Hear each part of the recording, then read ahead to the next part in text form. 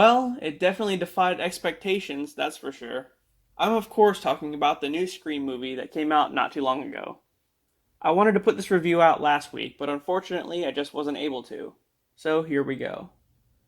This film is a follow-up to Scream 4 from 2011. It pays a lot of respects to Wes Craven's original film, with callback after callback, and most of the OG cast. And yes, this review will have spoilers, so beware. The film starts off with Tara, a young girl home alone who gets a mysterious phone call. Who's on the other end? Ghostface, of course. As she's texting her friend Amber, Ghostface forces her to play a trivia game about the original Stab movie, which is based off the murders in the first film, or else her friend Amber will die. Terrified, Tara tries to play along, but before she knows it, she's face to face with Ghostface, who stabs her like a lot and breaks her leg. Then we meet Sam and her boyfriend Richie, who get a call from one of Tara's friends saying that she's in the hospital. Holy shit, she survived the attack. Sam and Richie head to Woodsboro to check on her, and they're greeted by a group of Tara's friends, including Amber and some others. Tara explains that Ghostface was the one responsible, and Sam seeks out the help of Dewey, who is now retired. Dewey tells Sam and Richie the rules of survival in a horror movie, and then informs Sidney and Gail, two of the OG survivors, that Ghostface is back. Sam then holds a meeting with Tara's friend group, saying that any of them could be the killer, and that they're all somehow tied to the OG cast. Whether it be the twins, who are Randy's niece and nephew, or Wes, who's the son of Deputy Judy, who's now the sheriff, by the way. Anyone could be the killer. So, after Stu Macher's nephew gets killed, Ghostface goes after Sheriff Judy and her son.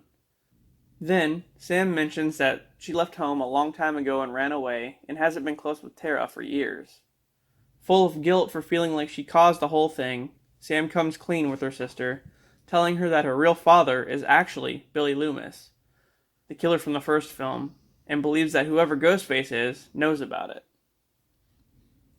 With tension high and media everywhere, Gail shows up to help Dewey and Sam figure things out. And just then, Tara is attacked for a second time while recovering, and the OG cast shows up to save the day. During all this, Richie proves to be utterly useless and doesn't really do much of anything. And after a pretty heated battle, Dewey is no match for the new Ghostface and sadly gets killed. After this, Sidney finally steps in, but Sam wants nothing more than to leave town, so she does with Tara and Richie. But Tara has really bad asthma and requests to pick up a spare inhaler from Amber's house, which is on the way. So when they get to Amber's house, of course there's a big party going on, and it just so happens that Amber lives in Stu's old house, where they had the party in the first movie. So the group shows up and kicks all the young kids out, and tries to regroup about what to do next, when the killer is revealed. And guess who? It's Amber. She admits to being the killer, and a huge fight breaks out. Sidney and Gail arrive at the house, and Gail gets shot by Amber. As Sam has Amber under control, she says that she's not the only killer, and then the other killer gets revealed as Sidney checks upstairs. Surprise! It's Richie.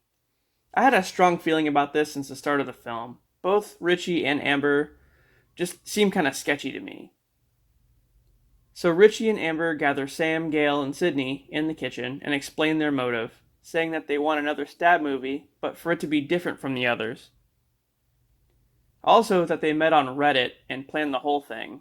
Ha! Fucking internet. Richie has Amber go check on Tara, who's been tied up in the closet the whole time, but she's gone. And just then, Sidney and Gail take on Amber as Sam fights her alleged boyfriend. The OG duo team up and take Amber out by burning her alive on the stove, and then Richie is just about to subdue Sam when she tells him she's making a new horror movie rule. Never fuck with the daughter of a serial killer. And she just stabs the shit out of him like 50 times, Michael Myers style. Clearly my favorite part of the whole movie. And just when you think it's over, here comes a burnt Amber running at all of them, and BAM! Tara shoots her right in the head. The survivors get patched up, and Sam vows to stay by her sister's side for good. The end. Well guys, like I said, I loved it. I thought it was a great sequel and a great tribute to the original. The killers were kind of obvious, at least to me. Both Richie and Amber, like I said, seemed suspect from the beginning. And the death of Dewey sucked. I mean, was that necessary? Sheriff Judy, though? Eh. Seeing Nev and Courtney back was refreshing, even though they were pretty much only there to assist Sam. And I guess, Sam's the new Sidney. I mean, she was a great main character, with a compelling backstory, and you definitely wanted to see her survive, even if she is Billy's daughter. Will there be another one? I really hope so. I think they have the potential to do something really good here. Alright, guys. Thanks for watching, and if you haven't seen Scream yet, go check it out. And with that, I'll see you on the next one.